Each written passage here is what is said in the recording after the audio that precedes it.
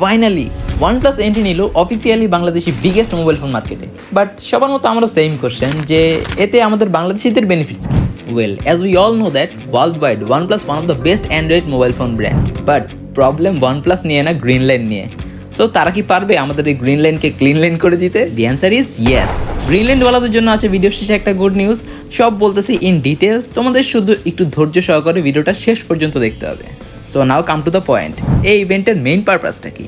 Alright, limited কিছু content creators and তাদের ডিলারদের নিয়ে OnePlus অ্যারেঞ্জ করলো ফর দ্য ফার্স্ট টাইম একটা grand event which was in Bangabandhu convention centre. Bangabandhu convention সেন্টারে যদিও একবার আসা হয়েছে ফুড ফেস্টিভ্যালে অ্যান্ড এই সেকেন্ড টাইম OnePlus এর গ্র্যান্ড ইভেন্টে। নাও অফিসিয়ালি বাংলাদেশি মার্কেটে OnePlus এর এন্ট্রি নেওয়ায় আমরা বেনিফিটসগুলো কি পাবো?